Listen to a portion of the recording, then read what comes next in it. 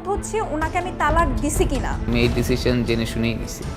প্রতারণার মাধ্যমে বিয়ে, ব্যভিচার ও মানহানির অভিযোগে দায়ের করা মামলায় জাতীয় দলের সাবেক ক্রিকেটার নাসির হোসেন ও তার স্ত্রী তামিমা সুলতানাকে খালাস দিয়েছেন আদালত।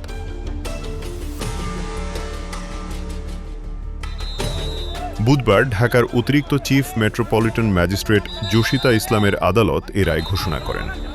রায় ঘোষণার সময় নাসির হোসেন ও তামিমা সুলতানা আদালতে উপস্থিত ছিলেন।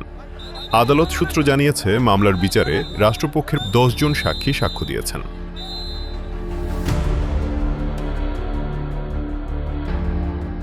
এর আগে 2021 সালের 24 ফেব্রুয়ারি তামিমার আগের স্বামী রাকিব হাসান ঢাকার মেট্রোপলিটন ম্যাজিস্ট্রেট আদালতে মামলাটি দায়ের করেন।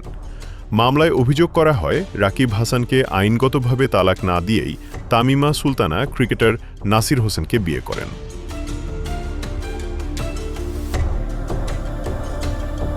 মামলায় দণ্ডবিধির 494, 497, 498 এবং 500 ধারায় বিয়ের তথ্য গোপন করে পুনরায় বিয়ে, অন্যের স্ত্রীকে প্রলুব্ধ করা, ব্যভিচার এবং মানহানির অভিযোগ আনা হয়েছিল।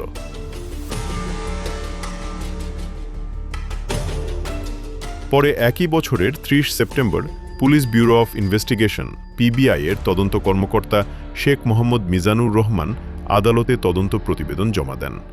প্রতিবেদনে নাসির হোসেন, তামিমা সুলতানা এবং তামিমার মা সুমি আক্তারকে অভিযুক্ত করা হয়। 2022 সালের 9 ফেব্রুয়ারি আদালত নাসির ও তামিমার বিরুদ্ধে অভিযোগ গঠন করেন।